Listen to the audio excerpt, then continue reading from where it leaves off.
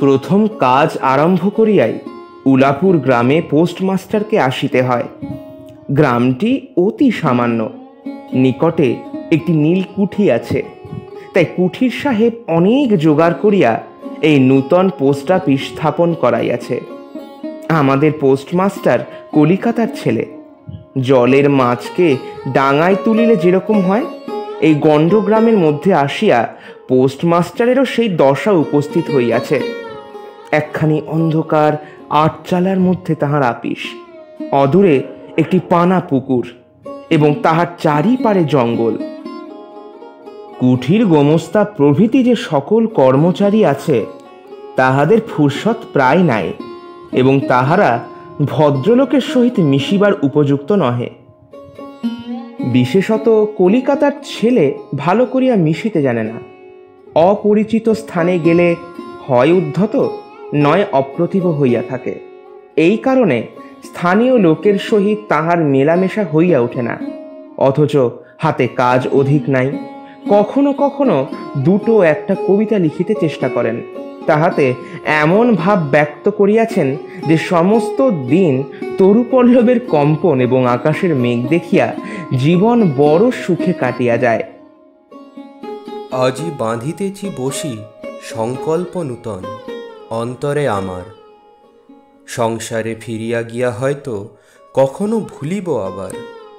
তখন কঠিন ঘাতে এনো অশ্রু আখিপাতে অধমের করিও বিচার। আজি নববরষ প্রভাতে ভিক্ষা চাই মার্জনা সবার। কিন্তু অন্তর্যামী জানেন, যদি আরব্য উপন্যাসের কোনো দৈত্য আসিয়া এক রাত্রে এই শাখা পল্লব সমেত সমস্ত গাছগুলো কাটিয়া পাকা রাস্তা বানাইয়া দেয় এবং সারি সারি অট্টালিকা আকাশের মেঘকে দৃষ্টিপথ হইতে রুদ্ধ করিয়া রাখে, তাহা হইলে এই আধমরা ভদ্র সন্তানটি পুনশ্চ নবজীবন লাভ করিতে পারে। পোস্টমাস্টারের বেতন অতি সামান্য। নিজে রাঁধিয়া খাইতে হয় এবং গ্রামের একটি পিতৃমাতৃহীন অনাথা বালিকা তাহার কাজকর্ম করিয়া দেয়। চারিটি চারিটি খাইতেও পায়। মেয়েটির নাম রতন, বয়স 12-13। বিবাহের বিশেষ সম্ভাবনা দেখা যায় না।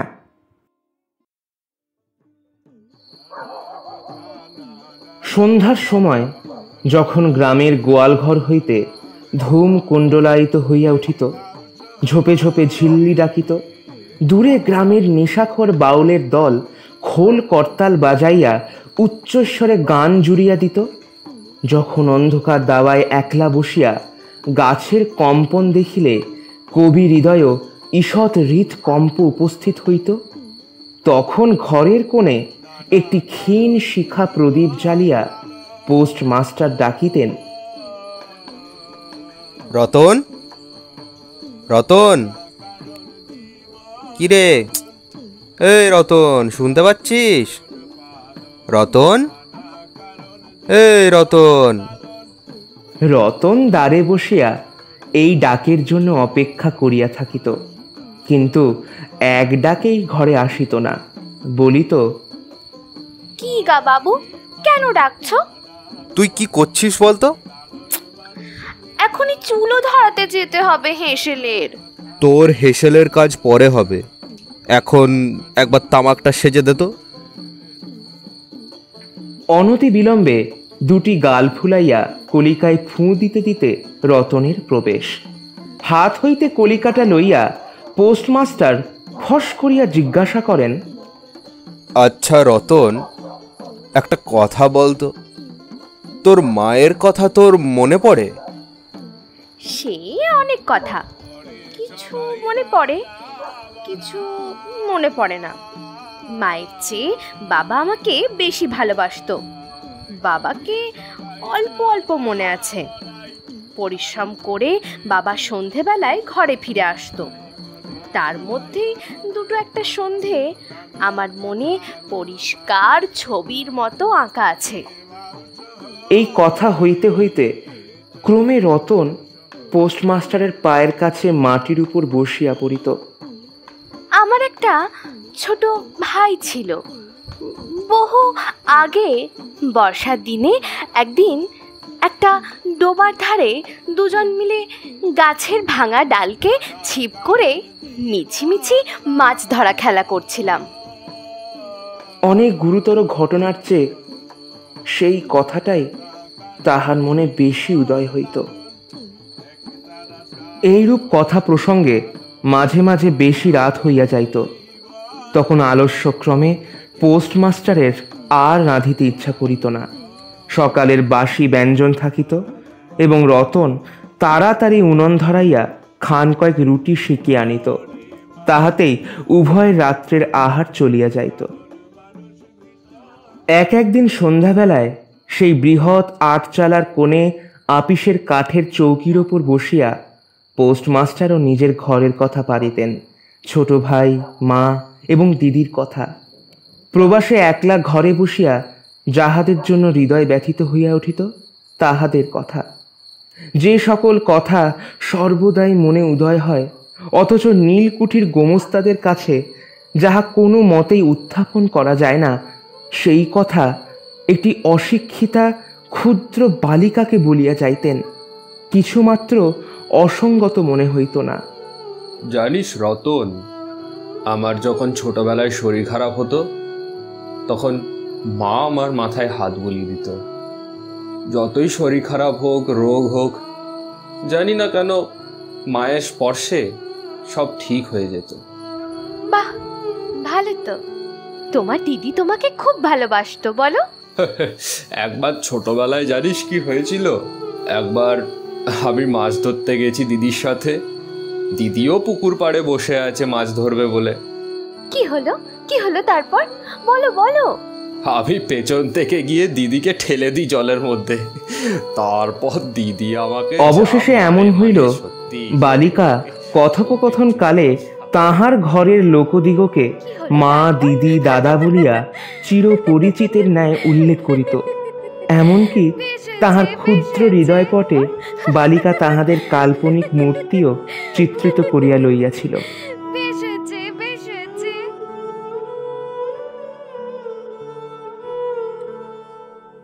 গল্প বলা কাজ অফিসিয়ালে আজকে তোমরা শুনছো বিশ্বকবি রবীন্দ্রনাথ ঠাকুরের লেখা একটি ছোট গল্প, পোস্টমাস্টার।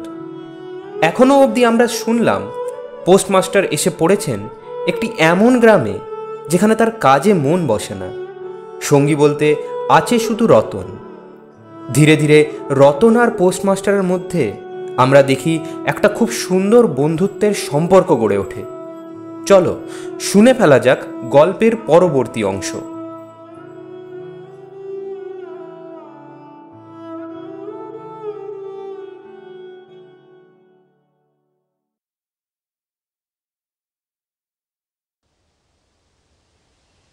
একদিন বর্ষাকালে মেঘমুক্ত দ্বীপ্রহরে ঈষৎ তপ্ত সুকোমল বাতাস দিতেছিল। রৌদ্রে ভিজা ঘাস আর গাছপালা হইতে এক প্রকার গন্ধ উত্থিত হইতেছিল। মনে হইতেছিল যেন ক্লান্ত ধরণীর উষ্ণ নিঃশ্বাস গায়ের উপরে আসিয়া লাগিতেছে এবং কোথাকার এক নাছোড়বান্দা পাখি তাহার একটানা সুরের নালিশ সমস্ত দুপুরবেলা প্রকৃতির দরবারে অত্যন্ত করুণস্বরে বারবার আবৃত্তি করিতেছিল। পোস্টমাস্টারের হাতে কাজ ছিল না। সেদিনকার বৃষ্টি ধৌত মসৃণ চিক্কণ তরুপল্লবের হিল্লোল আর পরাভূত বর্ষার ভগ্নাবশিষ্ট রৌদ্র শুভ্র স্তূপাকার মেঘস্তর বাস্তবিক দেখিবার বিষয় ছিল। পোস্টমাস্টার তাহা দেখিতেছিলেন এবং ভাবিতেছিলেন। এই সময় কাছে একটি কেহ নিতান্ত আপনার লোক থাকিত। হৃদয়ের সহিত একান্ত সংলগ্ন একটি স্নেহ পুত্তলী মানব মূর্তি। ক্রমে মনে হইতে লাগিল যেন পাখি ওই কথাই বারবার বলিতেছে এবং এই জনহীন তরুচ্ছায়া নিমগ্ন মধ্যাহ্নের পল্লব মর্মরের অর্থ কতকটা এরূপ। কেহ বিশ্বাস করে না এবং জানিতেও পায় না। কিন্তু ছোট পল্লীর সামান্য বেতনের সাব পোস্টমাস্টারের মনে গভীর নিস্তব্ধ মধ্যাহ্নে দীর্ঘ ছুটির দিনে এইরূপ একটা ভাবের উদয় হইয়া থাকে। পোস্টমাস্টার একটা দীর্ঘ নিঃশ্বাস ফেলিয়া ডাকিলেন, রতন, এই। রতন তখন পেয়ারা তলায় পা ছড়াইয়া দিয়া কাঁচা পেয়ারা খাইতেছিল। প্রভুর কণ্ঠস্বর শুনিয়া অবিলম্বে ছুটিয়া আসিল, হাঁপাইতে হাঁপাইতে বলিল, দাদাবাবু ডাকছো? বুঝলি রতন, তোকে না আমি একটু একটু করে পড়াশোনা শেখাবো, কেমন? বলিয়া সমস্ত দুপুরবেলা তাহাকে লইয়া স্বরে অ স্বরে আ করিলেন এবং এইরূপে অল্প দিনেই যুক্ত অর উত্তীর্ণ হইলেন। দেখ দেখ শোন, বল অ। অ আহ, অ নয়, অ। ঠিক আছে, বল অ। ও হ্যাঁ, এই তো, বাহ বাহ, খুব ভালো। বল আ। আ হ্যাঁ, এই তো, বল আ। আ অ। ও আ। আ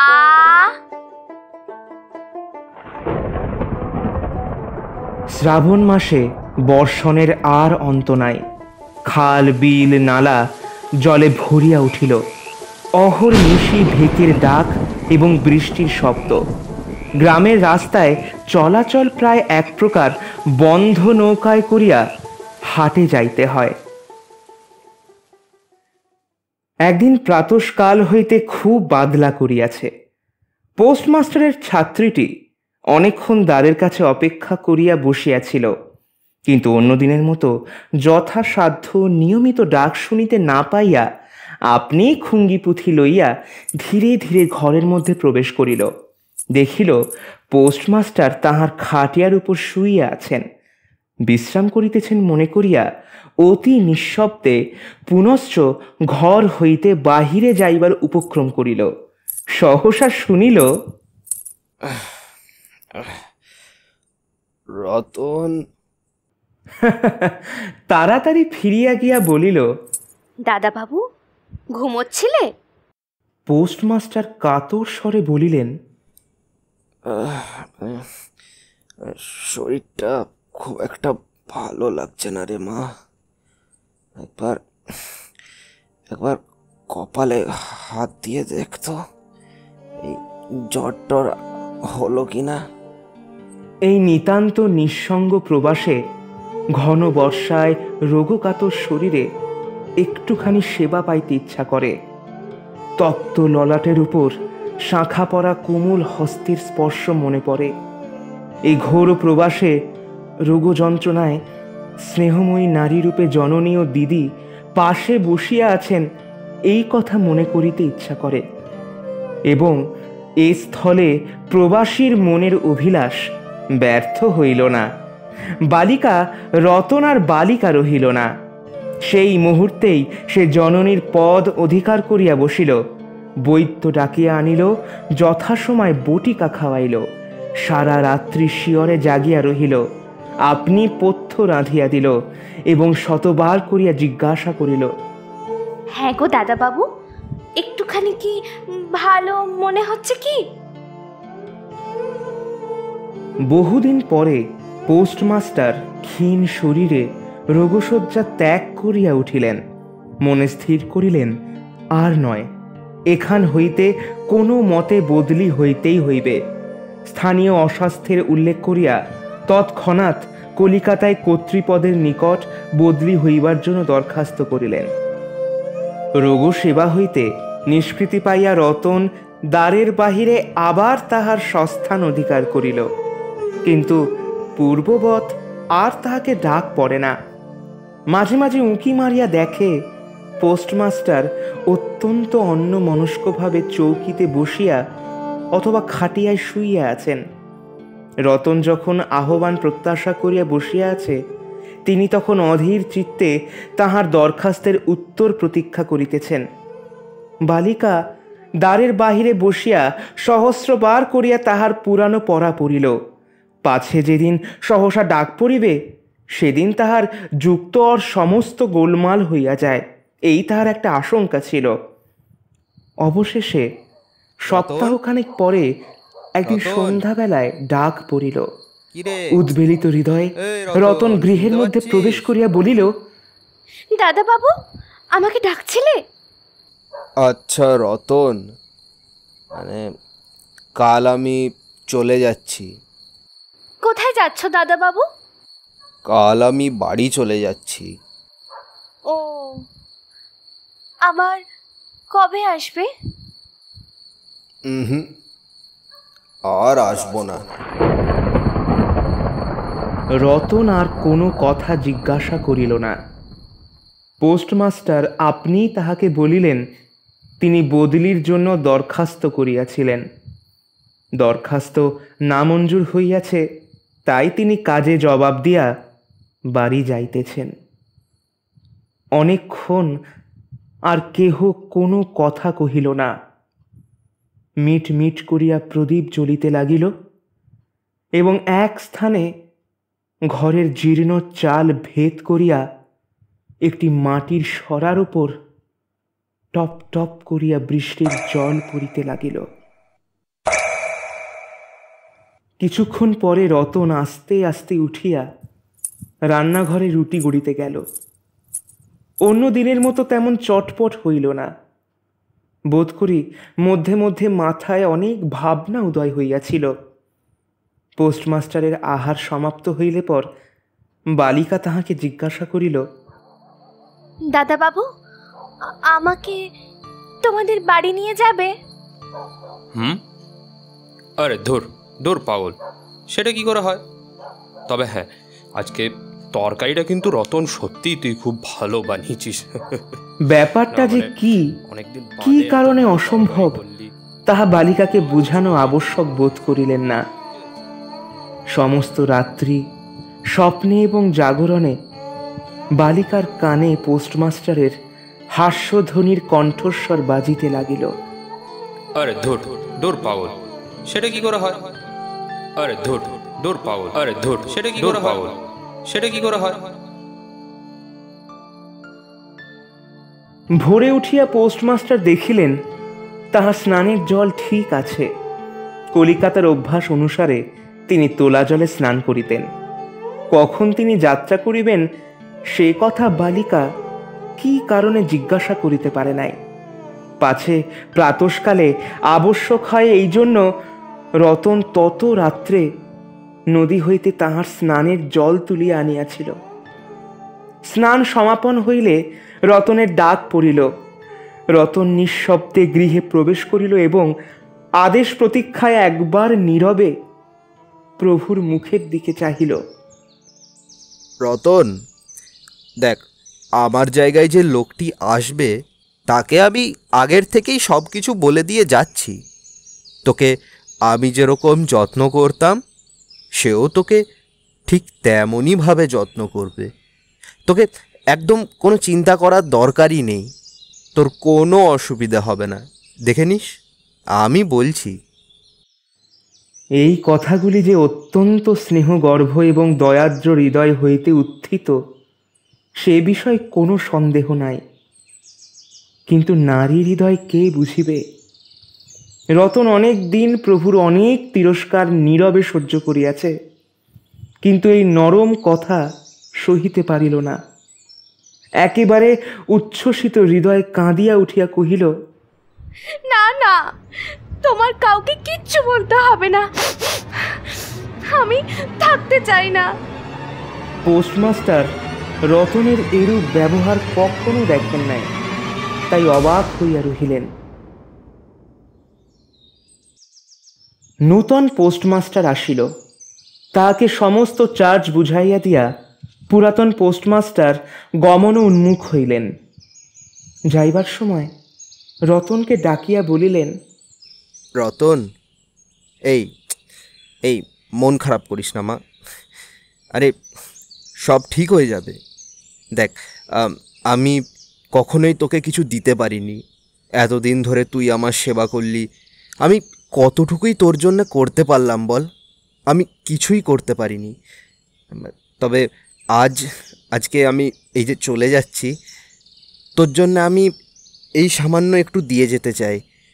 দেখ, এতে তোর কয়েকদিন ঠিক চলে যাবে। কিছু পথ খরচা বাদে তাহার বেতনের যত টাকা পাইয়াছিলেন পকেট হইতে বাহির করিলেন।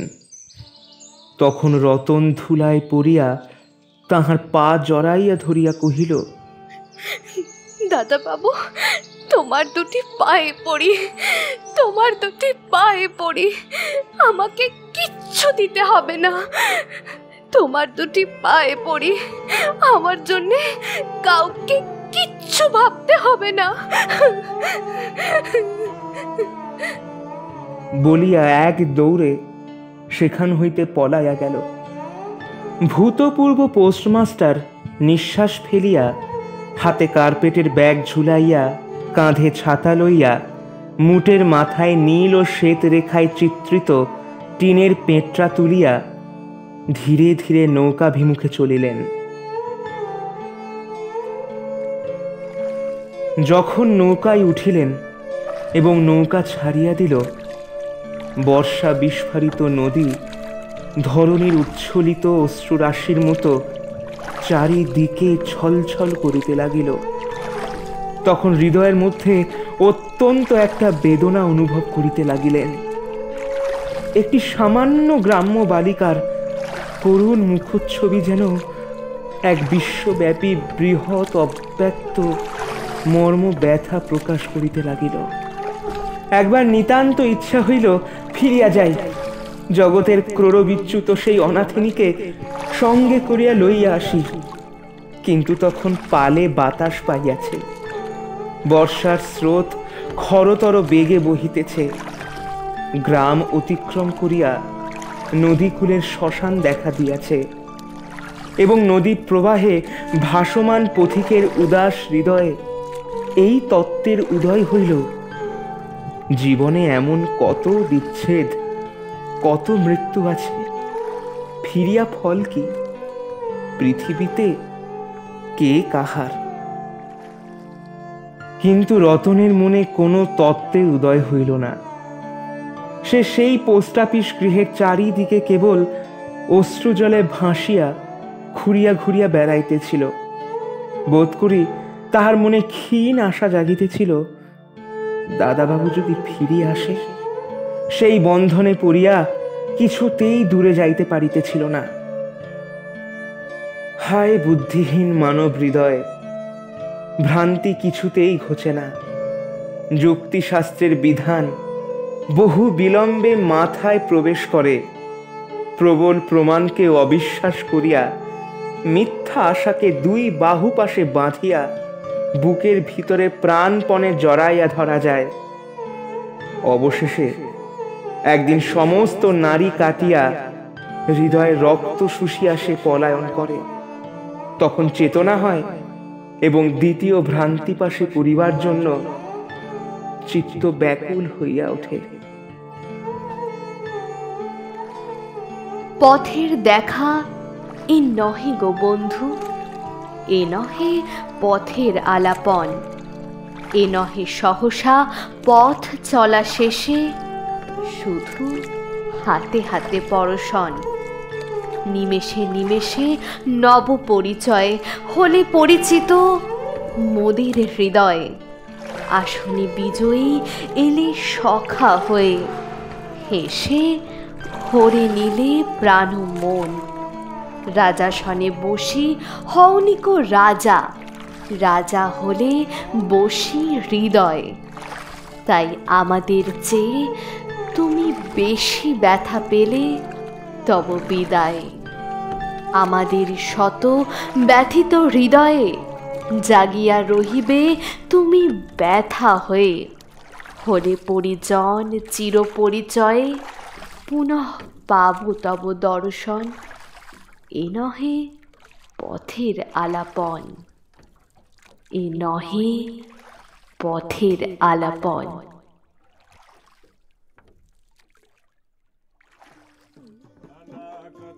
গল্প বলা কাজ অফিসিয়ালে আজকে তোমরা শুনছিলে বিশ্বকবি রবীন্দ্রনাথ ঠাকুরের লেখা ছোট গল্প পোস্টমাস্টার। গল্প পাঠে শুভ্রনীল, রতনের চরিত্রে এবং কবিতা পাঠে নন্দিনী, পোস্টমাস্টারের চরিত্রে এবং গল্পের সূত্রধার আমি প্রবাল। সাউন্ডস্কেপ ডিজাইন প্রবাল এবং সৈকত। পোস্টার ডিজাইন চিত্রিতা এবং ব্রতপ্রিয়া। দেখা হবে আগামী দিনে আবারও কোনো এক নতুন গল্প নিয়ে। Till then please like, share, comment and subscribe to our channel গল্প বলা কাজ অফিসিয়াল, ইয়োর গল্প পার্টনার।